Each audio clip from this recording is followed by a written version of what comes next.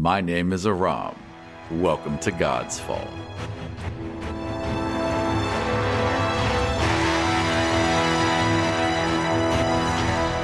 Godsfall is an original fantasy story told through an actual play Dungeons & Dragons podcast that is written, played, recorded, and produced in Washington, D.C. In this podcast, we'll be answering some of the questions you have sent to us, posted on our website, and asked over social media. Some of the questions overlapped and others were reworded, but we tried to answer as many as we could without giving away too many spoilers. But before we get started with that, I want to take a moment and update you on the Kickstarter for the Godsfall World Book. Thanks to our listeners and amazing podcast community, we have raised over $20,000 in the first week of our 30-day campaign.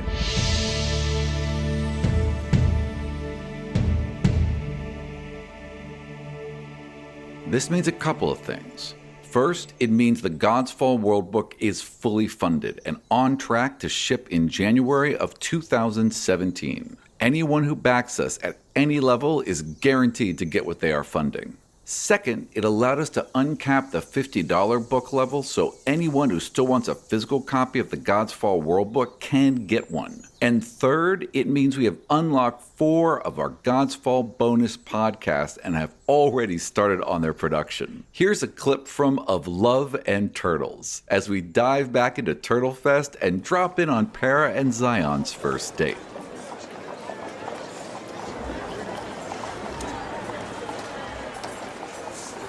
Mid-morning, giant trumpets blast a cacophony of sound that echoes through Turtle Bay as Para and I are finishing our breakfast plums.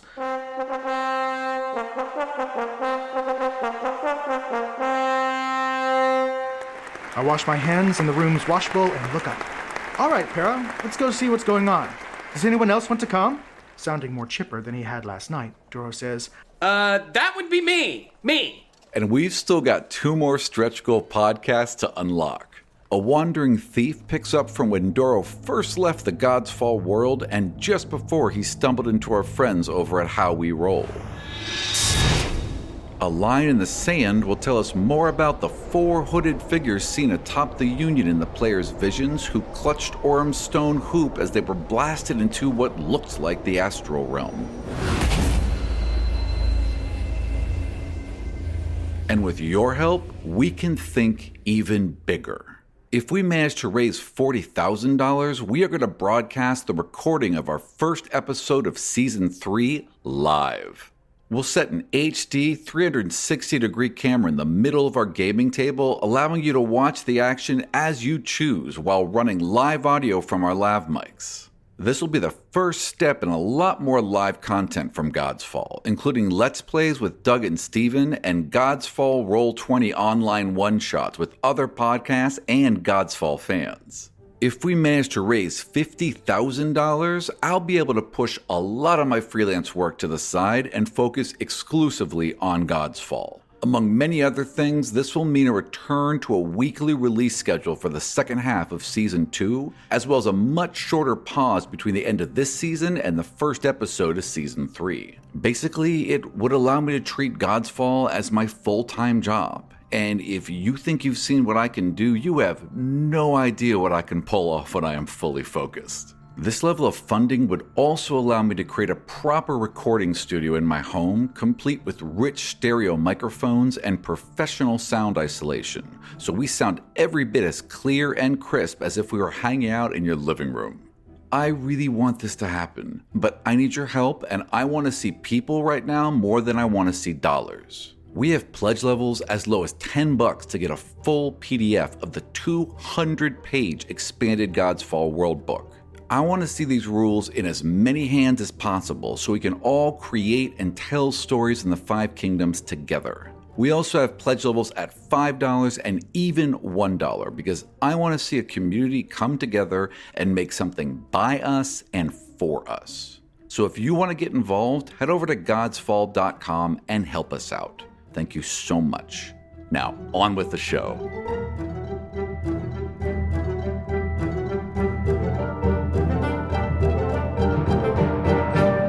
Since the gods and magic are gonish, and I know you made this world without half-breeds, Between those two ideas, where do demons, abyssal, infernal creatures sit in your mind, and what about player races like tieflings, Aasimars, and dragonborn?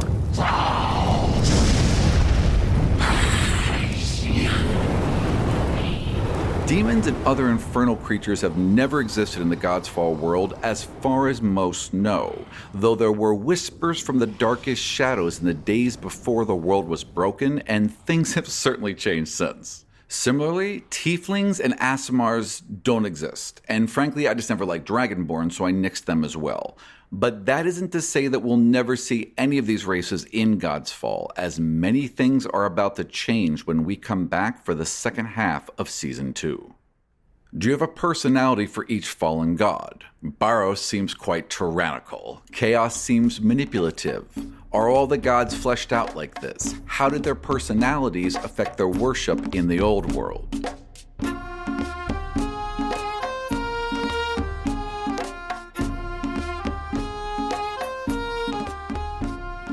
First of all, these are just such good questions. I have been blessed this episode with outstanding questions. So thank you all so much for thinking obsessively about Godsfall and for sending us a rich trove of stuff to pull from this time.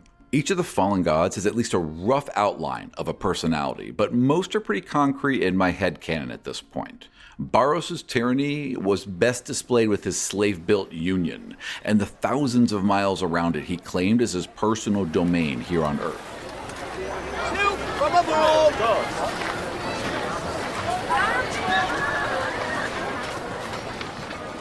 Ayus, god of the moon, preferred large, still pools that reflected the moon and stars of the heaven on the earth below, while Sephor, god of the sun, built his temples in scorched deserts.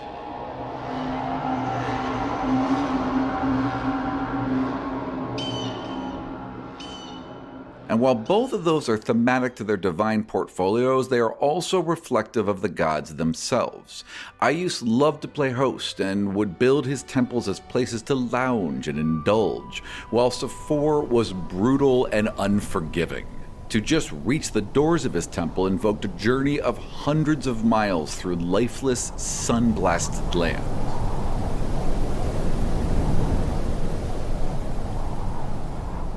We've not seen many magical creatures in the Godsfall world so far, even very powerful ones that could possibly have survived the Gods' War, like dragons.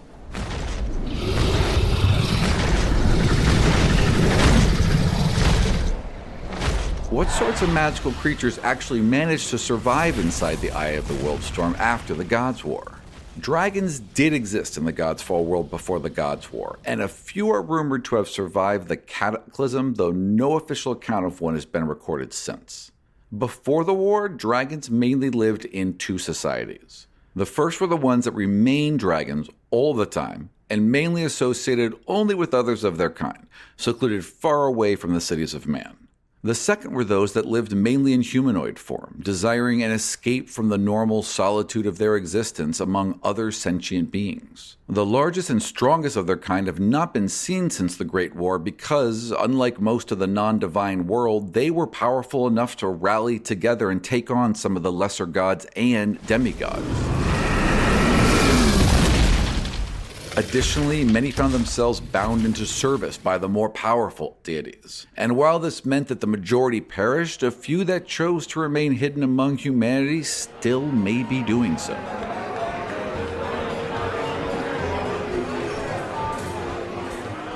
Hey there, my name is Kyle, and I'm from Arizona. And my question is this. If each of the nations in Godsfall were playable in Civilization 5, what would their attributes be? This is my favorite question, and I spent an inordinate amount of time answering it.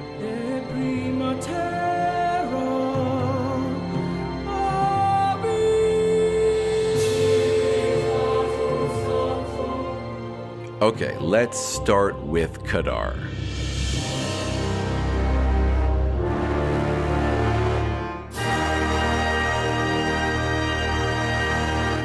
Ability. All food resources are doubled. Their unit is the anti-theot. All religious units can fight and defend. Missionaries are equivalent to a warrior, while great prophets fight like scouts. All religious units suppress and eliminate religion, but do not spread any religion of their own. They have a building, which is the anti-theat temple, which replaces the normal temple and removes to religion instead of adding to. Their style of play would be militarily aggressive from the beginning and remain so throughout the game, focusing on expansion and conquest. Once they get missionaries, they would send them out continuously, looking to suppress as much religion as they could throughout the world.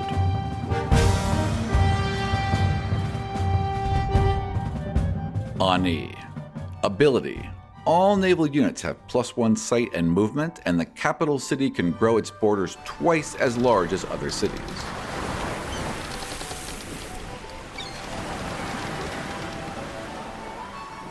Unit.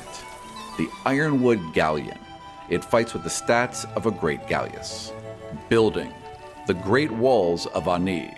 Replaces the Great Wall Wonder and can be built regardless if another Great Wall already has been. Same attributes as the Great Wall, but it does not become obsolete with the invention of gunpowder. Style of play. Ani always starts alone on an island. They never expand beyond a single city, focusing on expanding and strengthening their borders and making allies with other city-states.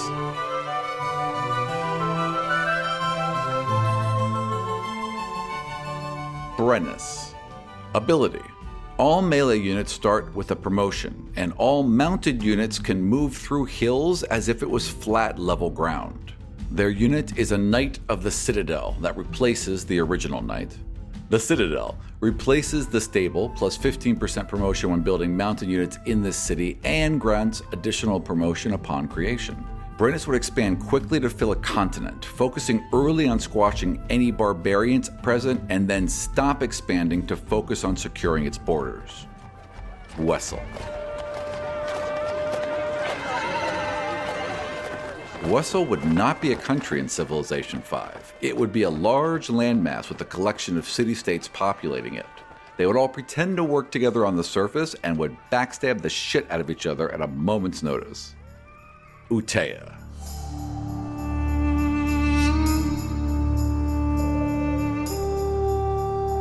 I cannot go into Utea in any detail without revealing spoilers. I will add this one once the players have been there. Ryzan. Ability. All mines provide +1 additional resource. Gold, gems, and silver luxuries can be traded away completely and still retain their happiness bonus. Unit. The Auditor.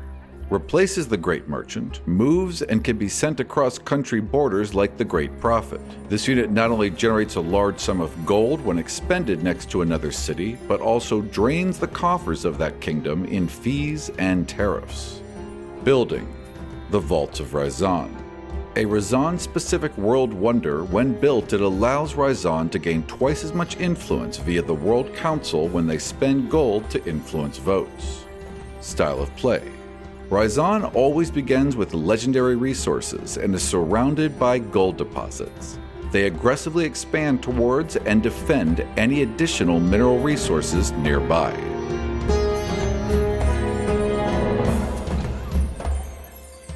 All the godlings we've met thus far have been young men and women just coming into their own, alongside manifesting their divinities, which I suspect was intentional to show how the characters are literally young gods in the making. How old is the oldest godling in the universe at this time? What's the youngest a character might be who would start manifesting a divinity?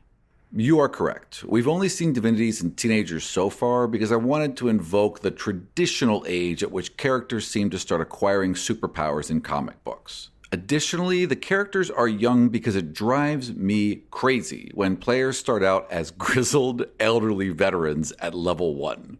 So far, the youngest is Caitlyn at 14, and technically the oldest would be Autumnil at 107. But there was talk of a middle-aged gnome in northern Kadar that is the risen god of Earth, and the new god of the Astral was described as an old, blind female dwarf from Ryzan. And who knows how old the arisen cactus is, or what he is, or if age even matters.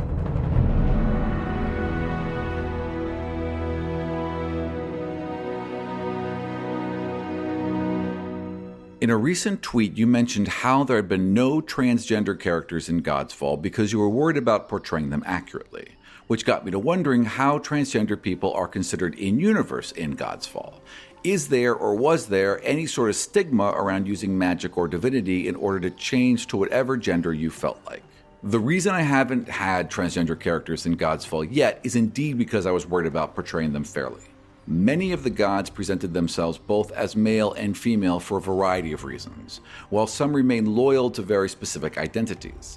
Both camps of dragons were completely gender fluid. The idea of living a life as male or female simply makes no sense to them whatsoever, and they would express both genders as well as mix those expressions as freely as someone might try on different clothes.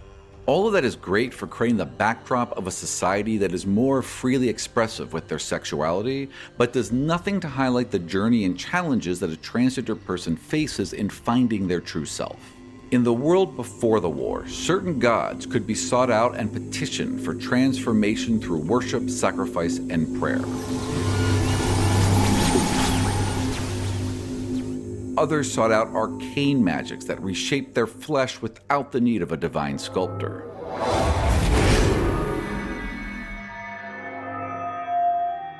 With the old gods dead and magic all but stricken from this world, that journey just got a whole lot harder.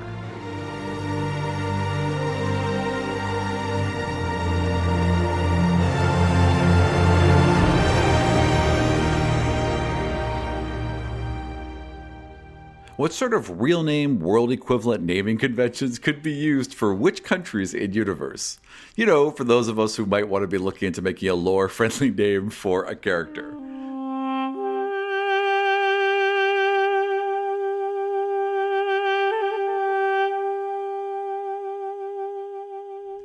I pulled a lot of my naming conventions from real life, so if you dive into Turkey, Armenia, Azerbaijan, that entire region, you'll find a lot of great names and ideas that tie in nicely with what I presented so far.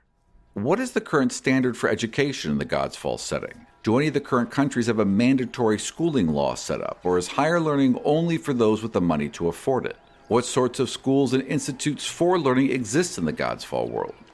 As far as our current world, the most educated are those with the easiest access to information, the wealthy and the connected. Elves and dwarves do a better job at educating most of their children, but have far less of them to deal with and more time to accomplish the task. Out of all human countries, only Kadar has a functioning public education system. But there are never enough classrooms to meet demand, so mandatory education is replaced with a lottery system to select potential students. Of all the centers of learning in what is left of the Godsfall world, the Snowspire and the Great Library of Ani would be considered the pinnacles of magical and worldly knowledge.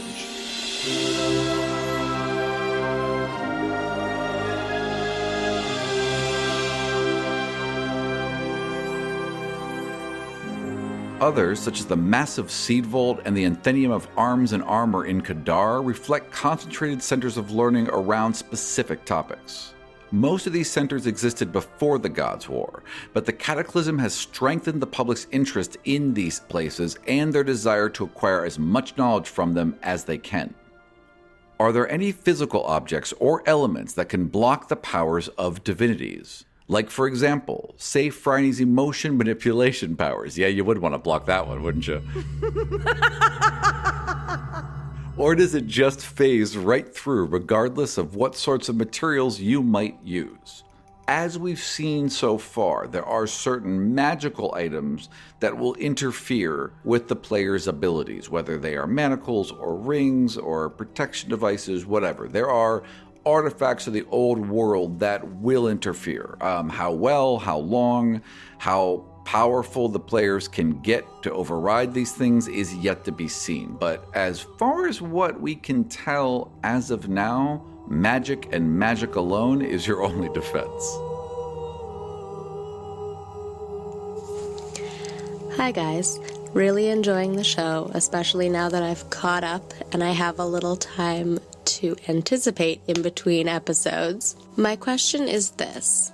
We know that the week is currently made up of 6 days, but I'm wondering if Before the fall of the gods, there was a seventh day in the week, much like our Sunday, a day of worship, and once the gods left the world, the worship day was also done away with.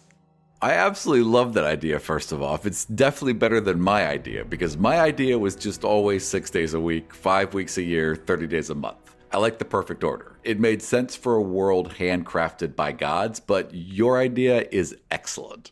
Could you explain the mechanism by which the characters are able to improve their divinities? Is it tied into their level and they improve each time and gain a new ability? And if so, are they just given it, or do they have to try and figure out what it is? Before I answer this, I wanted to mention that we got a lot of questions about how the divinities function, and we will be going into that in detail after we release the World Book. We'll have a special World Book mailbag where we will cover everything in much greater detail than we can in this episode.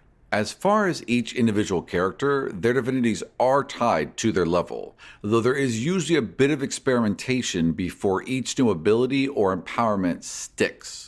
Doro has managed to speed this process along by insisting everyone train their divinities, but it was Phryne who first clued into the idea of combining their abilities. That's where the players have the potential to make the most impact. By using their divinities in conjunction with one another, they are able to accomplish feats well beyond their power and level.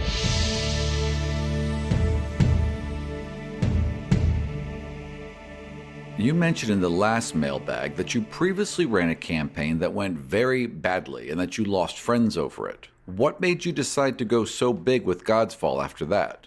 That's a damn good question. It was a process. Godsfall was an idea that kicked around in my head for several years and eventually just got too loud that I had to do something to shut it up. I originally bought the domain with the expectation that we would have a message board like I did with my old D&D group. There was never a plan to record or podcast anything. When the 5e rules came around, I sought out D&D podcasts in order to learn from them. I was and am an avid fan of many podcasts, but I had yet to learn about the burgeoning world of actual play podcasts. As soon as I did, I was hooked. But I was also immediately frustrated with the lack of editing in so many podcasts. Many even lack proper character introductions, simply dumping the listener into a group of people and expecting you to figure it out as you went along. So I decided to launch my first podcast at the same time I stepped behind the DM screen for the first time in over a decade. Honestly, I can't tell you what I was thinking other than my successes in other media led me to believe I could pull it off without looking like a complete fool. This next question is for Doug. What made you decide to base Doro off Monkey D. Luffy from One Piece?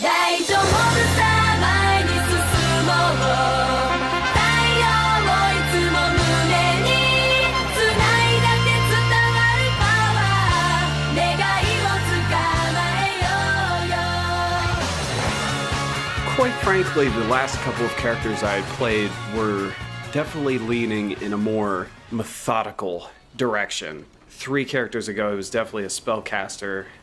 2 ago was some form of a druid, and then the one before that was that drunken brawling monk who I had to be very careful about my placement and where I would attack the enemy and who I would protect and stuff like that. So I decided this time that I wanted to play something that was just going to run at something and cause problems while trying to solve them as fast as possible. I said to myself, what kind of character just seems to charge at the problem? And recently I had been watching quite a few episodes of the infamous One Piece anime. I love Monkey D. Luffy. I think he's a great character. He seems to accent a lot of what is really just the basic Japanese anime hero. He loves to eat, he loves his friends, and the enemy's going down. And I took those types of traits and I decided to put them into Doro. Did you and Steven plan for Doro and Torvik to be best friends, or did it just happen spontaneously like the great and powerful Dwafling?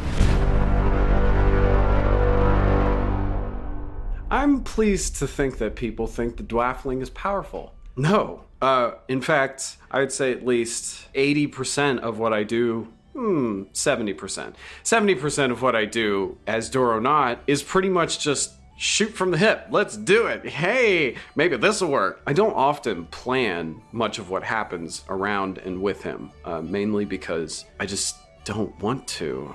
I'd rather just run at the problem and then sneak up behind it and sneak attack it to death or something. Honestly, I feel like myself and Steven both play sort of versions of our own selves. And Steven and I get along really well. Vis-a-vis, Doro and Torvik get along, I guess.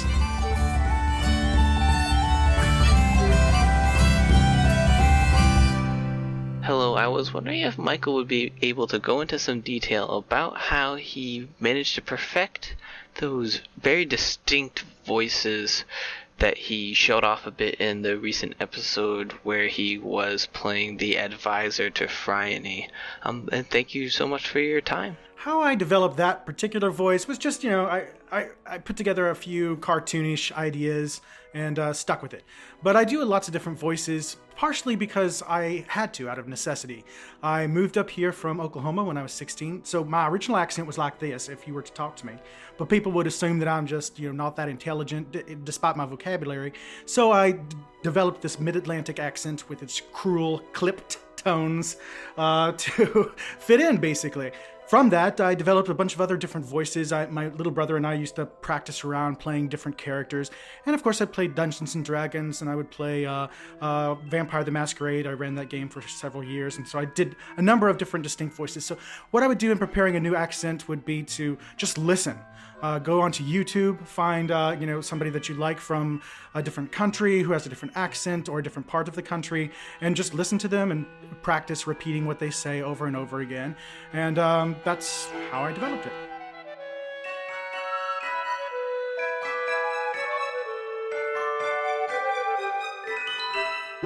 Thank you for joining us for our Season 2 Mailbag episode. We are busy editing and recording the bonus podcasts unlocked so far, and we'll be releasing them as soon as they are wrapped. If you want to know more about our upcoming schedule and news about the podcast and World Book, I'm really active on Twitter at GodsfallDC. We also want to take a minute to tell you about our good friends over at BattleBards.com who have been kind enough to send us a catalog of all new sounds.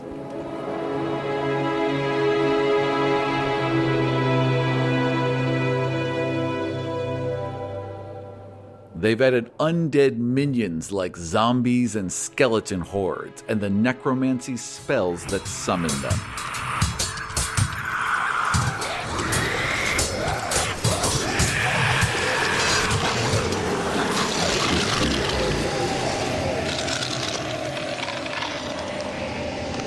Weather like the roar of a powerful wind and the crash of lightning.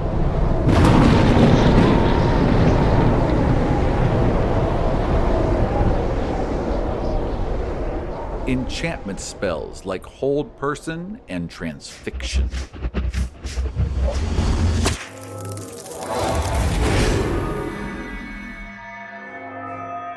Even the gruff, barking tone of a dwarf. Valusht, brief gadanesh tus mirkanbar. So if you want your game to sound as good as Godsfall, check out BattleBards.com.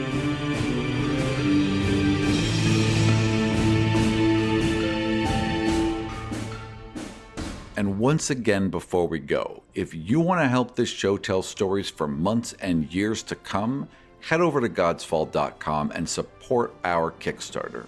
We can't thank you all enough, and we'll see you next time for more Godsfall.